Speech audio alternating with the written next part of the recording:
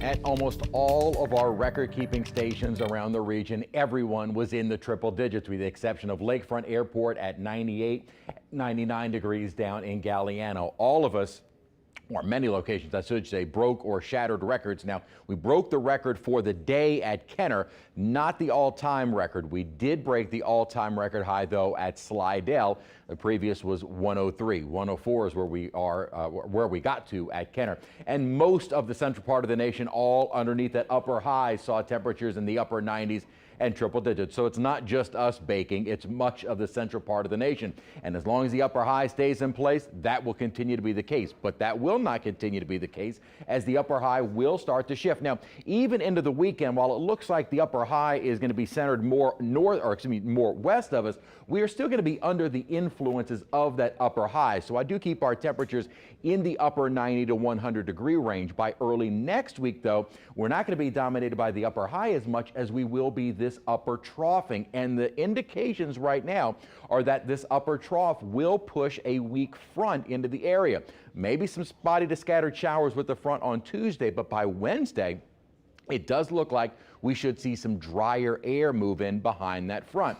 But as I was talking about yesterday, with that change in the upper pattern, the upper troughing tends to draw systems northward, and we may be watching some tropical energy that is around Central America drawn northward in the coming days. A lot of the models still very split on what exactly is drawn northward, but the GFS and the Euro have been hinting, really going back to last week, of something trying to move into the Gulf as we head into the early part of next week. Whether or not that's just a wave, meaning thunderstorm activity, or a more organized system is yet to be seen. But that would be early next week, and indications right now are that the position of the upper trough would likely draw this more to our east. It'd be nice if this ends up being just a wave of moisture. We get in on some of that, but as of right now, the model guidance seems to be indicating more to our east. We will wait and see for exactly what happens. The only named storm that we have right now is Franklin, currently over Hispaniola, providing heavy flooding rain there.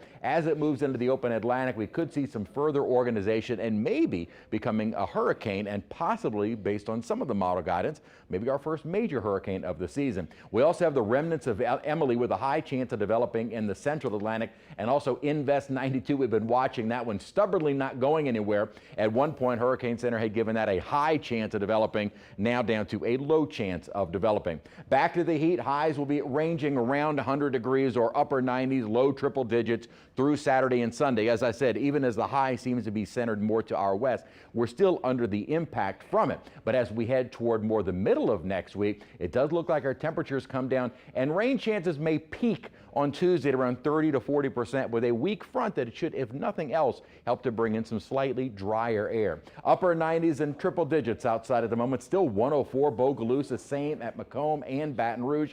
We're still sitting at our high for the day at Kenner, breaking the old record of 99. 2011 was another very hot summer for us. This one was kind of shattering previous hot summers. Normal high is 91. I don't see us getting back to normal anytime soon, unfortunately.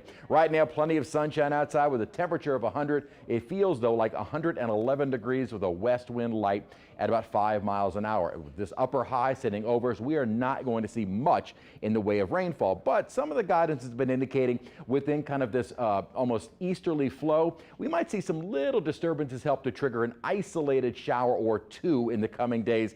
I think the models are way too aggressive with our rain chances underneath this upper high, but maybe we're able to squeeze out an isolated shower or two in the coming days. Rain chances, I think, generally less than 10%. We'll put that mention in there, more or less being optimistic. 100 degrees our high through the weekend, and even by Sunday, still plenty hot. Even with our chance of some isolated showers, still hot, but maybe a little less humid as we head toward Friday, or excuse me, Wednesday.